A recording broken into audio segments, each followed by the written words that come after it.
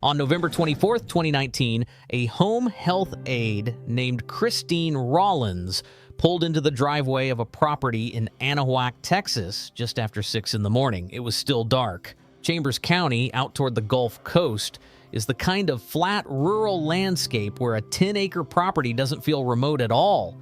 It feels ordinary, the kind of place people retire to specifically because nothing dangerous is supposed to happen there. Rollins was 59 years old, and for almost 2 years, she'd made this same drive to check on an elderly couple she cared for. She never made it to the front door. The homeowner, 84 years old, waited for her to knock. When she didn't, he walked outside and found her body on the ground between her car and the house. He called 911.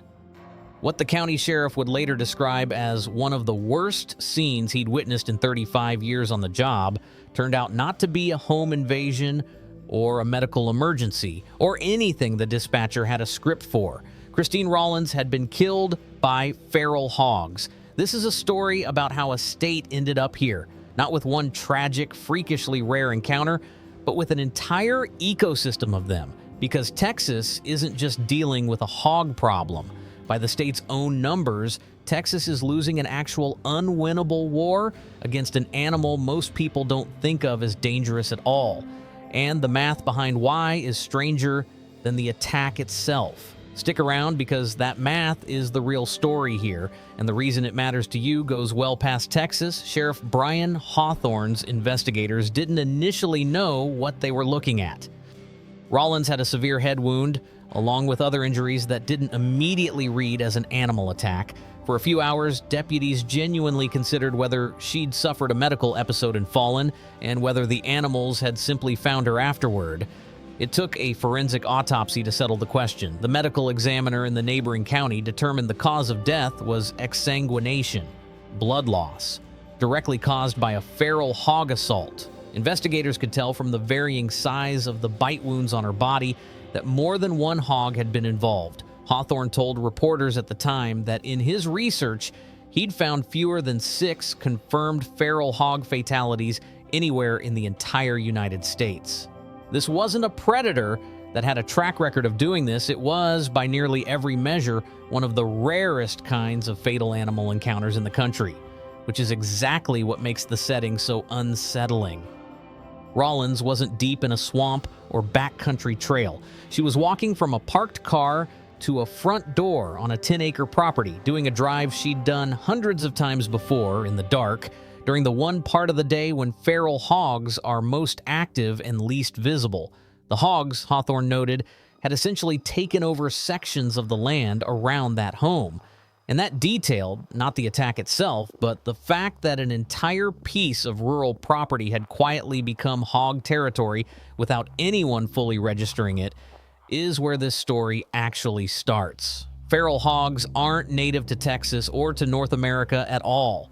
The first pigs arrived with Spanish explorers in the 1500s, brought as a portable, self-sufficient food source that could be released to forage on its own and collected later when needed. Livestock that essentially managed itself, some inevitably escaped or were simply left behind when a settlement moved on and went feral. For a few centuries, that alone stayed a minor, manageable presence, scattered and thin across the landscape.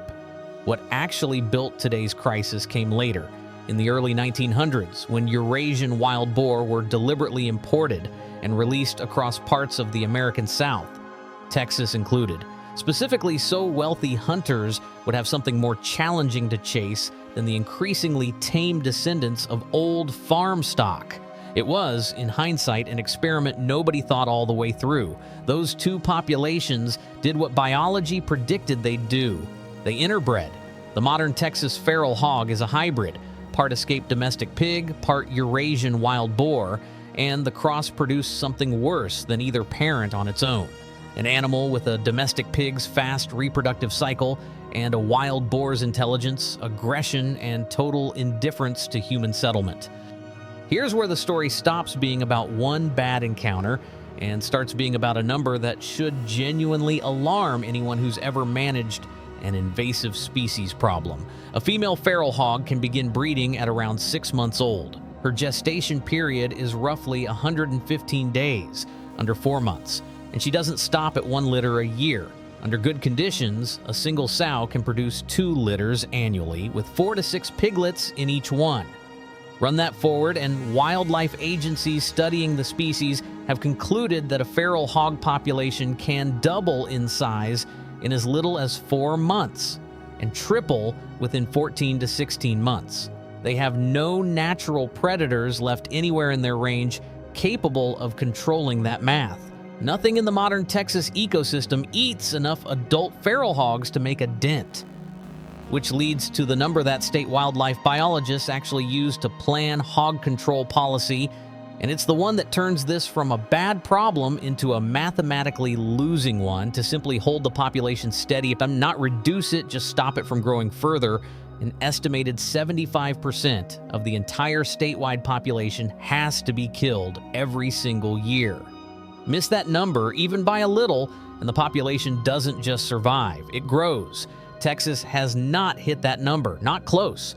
The state's own wildlife agency currently estimates somewhere around 2.5 to 2.6 million feral hogs statewide, and that's very likely an undercount since hogs are notoriously difficult to census accurately across dense brush country. Nationally, the U.S. feral hog population has grown from roughly 2.4 million animals across 18 states in 1982 to an estimated 6.9 million animals across 35 states today. Nearly half of every feral hog in the entire country lives in this one state. If a number like that surprises you, stick around, because the next part of this story is a state agency actually trying to fight back with poison, and it goes about as well as you'd guess. Subscribe now if you want to see exactly how that ended. The damage that population does isn't abstract either. Texas Wildlife Services puts the direct cost of feral hog damage in the state at approximately $500 million every single year. Rooted pasture land, destroyed crops, wrecked fencing, contaminated water sources, and damaged levees and irrigation infrastructure. Texas A&M AgriLife Extension research has also found that roughly 10% of feral hogs carry diseases capable of spreading to livestock, other wildlife, and household pets, meaning the damage isn't only what they trample, it's also what they can leave behind in the water and soil of a working farm. A broader federal agricultural analysis looking across 13 hog-affected states put combined annual agricultural losses at over $1.6 billion, with Texas alone responsible for more than half of that entire national total, over $800 million in a single year, once every category of cost is counted. Feral hogs have now been documented on 73% of Texas farms, and one recent survey found the population had grown another 39% in just the previous 3 years, even accounting for everything already being done to stop it. We're partway through this story, and the number that should be sitting with you right now is 75%, the share of an entire state's hog population that has to die every year just to break even. Keep that number in mind, because what Texas has actually built to try to hit it is stranger than you'd expect, and it still isn't enough. Trapping is the most common frontline method. Corral traps large enough to catch an entire sounder, the term for a family group of hogs all at once, sometimes triggered remotely through an app, once a whole group has wandered inside. It works, but hogs are smart enough to grow trap-shy fast, and once a group learns to avoid a corral, that same group becomes far harder to catch by any method afterward. In 2017, Texas tried something more aggressive. The state's agriculture commissioner, Sid Miller, announced approval of a warfarin-based poison bait called Kaput Feral Hog Lure, the same anticoagulant used in blood thinners and rat poison, dosed to cause fatal internal bleeding in hogs that fed on it. Miller was blunt about his ambitions for it, telling reporters the product might finally deliver what he'd started calling in public the feral hog apocalypse. It didn't happen. The backlash was almost immediate, and it came from the directions the state hadn't fully anticipated. Not just environmental groups, but hunters, ranchers, veterinarians, and an entire commercial industry built around processing wild-caught hog meat for sale. Their concerns were specific and hard to dismiss. Warfarin poisoning a hog doesn't just kill that hog, it can poison anything that scavenges the carcass afterward, from birds of prey to family pets. And there was no reliable, fast way to test individual animals for contamination before their meat entered the food chain. A wild boar meat processing company in Hubbard, Texas, sued the state directly. Within weeks, a district judge issued a restraining order, halting the rule before a single bait station had gone into the field. The company behind the product withdrew its Texas registration entirely soon after. The hog apocalypse, as a poison-based plan, never got past a courtroom. That failure is worth sitting with for a second, because it's not a story about bureaucratic incompetence. It's a story about how genuinely hard this problem actually is to solve at scale. A state agriculture commissioner reached for one of the most aggressive tools available, and the same interconnected ecosystem that makes feral hogs so destructive in the first place made the poison too risky to deploy against them. So trapping remained slow and poison remained blocked, which left one option Texas leaned into harder than any other state in the country. Then there's the method Texas has become genuinely famous for. In 2011, Texas passed House Bill 716, formally legalizing the hunting of feral hogs from helicopters, specifically because state agricultural officials had determined that in dense brush country, aerial removal was one of the only methods that could realistically pull hogs out faster than they were breeding. No hunting license is even required to shoot feral hogs on private Texas land, provided you have the landowner's permission. That legal opening turned into an actual tourism industry. Companies like Helibacon, based in Bryan, Texas, now sell seats in a helicopter gunner's position for hunts starting around $4,000, flying out at sunrise for 2-hour runs over private ranch land, with customers flying in from Australia, the UK, South Africa, and beyond specifically for the experience. For a lot of them, it's the first time they've ever fired a gun in their life. The operators are required to give what the industry calls a genuine chase. The law doesn't allow simply hovering over a stationary group and picking them off, so pilots and gunners work together tracking a moving sounder across open brush country before a shot ever gets taken. It's not just a novelty tour either. State officials have specifically noted that aerial hunting only becomes truly cost-effective in areas where removal rates exceed 30 hogs an hour, a number that gives you some sense of just how many animals are actually out there to be found in the first place.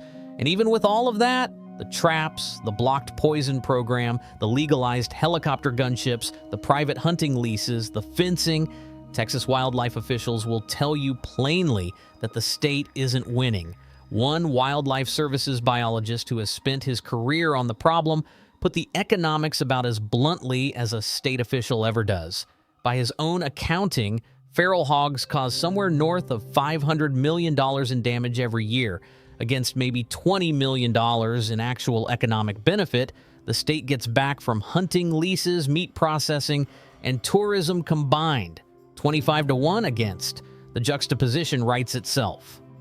Texas has built an entire commercial industry around fighting this animal, complete with machine guns mounted on multi-million-dollar helicopters. And by the state's own accounting, it's still losing badly on the balance sheet alone. Which brings this back to a driveway in Anahuac in the dark in November of 2019. There's an uncomfortable honesty to this story that a lot of wildlife danger content skips past. Nobody planned this. No single villain released the animal that eventually reached that 10-acre property in Chambers County. It was a 500-year accumulation of small, individually reasonable decisions. A food source turned loose in the 1500s, a hunting animal imported for sport in the 1900s, a state that legalized helicopters with machine guns because slower methods weren't working, a poison program that got blocked by the exact same economy the hogs had already damaged. Every decision made sense in isolation. The sum of them is a state that, by its own numbers, cannot currently win. Christine Rollins wasn't killed in some remote, hog-infested wilderness the state had already written off.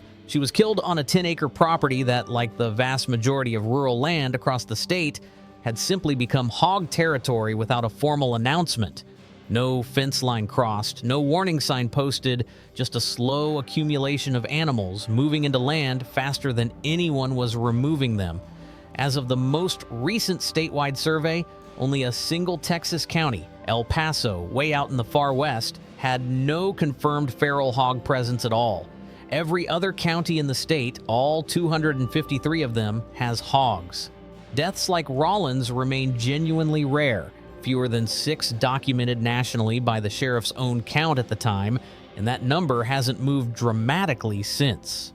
Feral hogs are not statistically an animal actively hunting people, but rarity isn't the same as safety, and a population this large, this bold, and this deeply embedded in the exact land where people live, work, and walk to their front doors in the dark doesn't need to attack often to occasionally end in exactly what happened outside that house in Chambers County.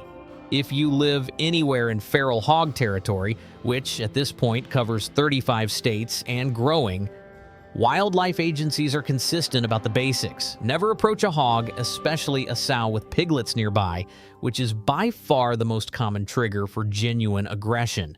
Keep dogs leashed in known hog areas, since dogs are far more likely than people to provoke a charge, and are often what pulls their owners into the path of one afterward. If you're on foot and a hog group does turn toward you, getting to higher ground, a vehicle, a porch, anything off the ground, beats trying to outrun an animal that can move faster than most people expect from something that heavy. And if hogs are moving through a property regularly, especially near an entrance used before sunrise or after dark, that's not a coincidence to ignore. It's a pattern worth treating as seriously as any other wildlife territory marker, because by the time it becomes obvious to the people living there, the animals have often already decided the land is theirs. Texas didn't create this crisis on purpose. It inherited a handful of released farm pigs from the 1500s, added imported wild boar for sport a few centuries later, and let biology do the rest. What it's left holding is a population that can outbreed nearly anything thrown at it, that costs the state $500 million a year, that has turned into its own strange tourism economy, and that every so often in the dark in a driveway reminds people that invasive species isn't just a line in a wildlife report. If you'd never have guessed, feral hogs outrank almost anything else on this channel for sheer economic damage, say so in the comments. And if you're in hog country yourself, I want to know how close they've actually gotten to you. Subscribe if this kind of deep, fully documented story is what you came here for, because the next one is just as real and just as hard to look away from.